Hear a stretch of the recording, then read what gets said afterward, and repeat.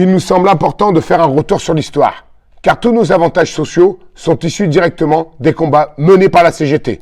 Tout d'abord, au niveau national, nos 5 ans de bonification, c'est une victoire de la CGT, après la grève des pompiers de Lorient en 1985, qui avait provoqué d'ailleurs la dissolution du corps. En 1991, nous avions obtenu en intersyndical l'intégration de la prime de feu pour le calcul des pensions, ce qui représente actuellement quand même 25% de notre pension de retraite. En local, nous avions obtenu la mise en place du 24-72 en 1999, avec la création des jours d'ancienneté. En 2003, l'avancement des échelons au minimum, c'est-à-dire que les prises d'échelons se faisaient avec la durée minimale prévue par les textes, ce qui n'était pas le cas dans bien d'autres départements. Nous avions également obtenu l'augmentation de la prime de responsabilité à l'instruction de 6 à 8,5%. En 2018, la direction avait avancé l'argument de notre comité social exceptionnel comme une plus-value salariale allouée par la direction. Quelle blague!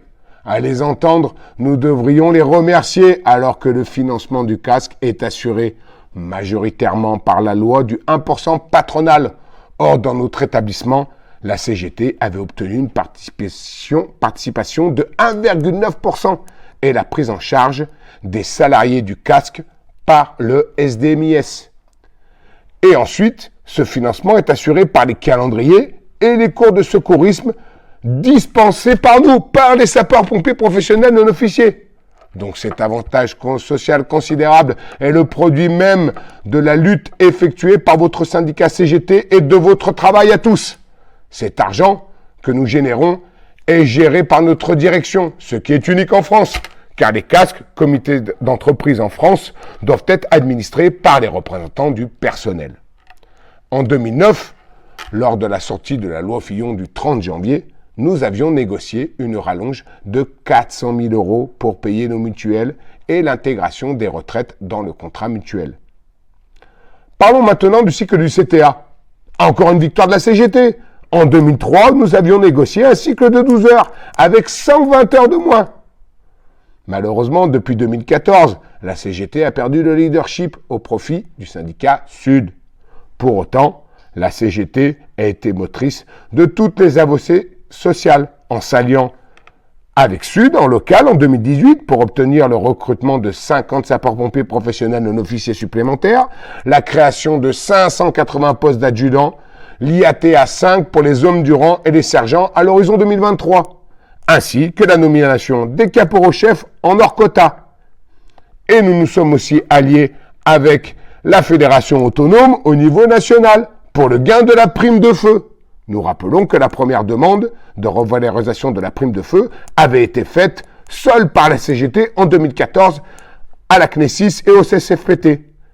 Et aussi, nous avons gagné dernièrement la surcotisation de l'arrêt de la surcotisation de la CNRACL. Bref, la CGT a été et est de toutes les victoires, n'hésitant pas à s'allier avec les autres organisations syndicales quand le progrès social des agents des SDIS est en cause. En 2016, vote contre le SACRE, qui ne proposait pas de comptabilisation d'effectifs face au risque.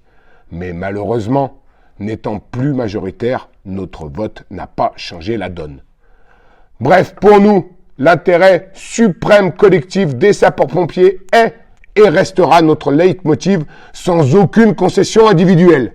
Bref, tous les avantages sociaux actuels sont des victoires de la CGT acquises pour la plupart lorsque nous étions majoritaires.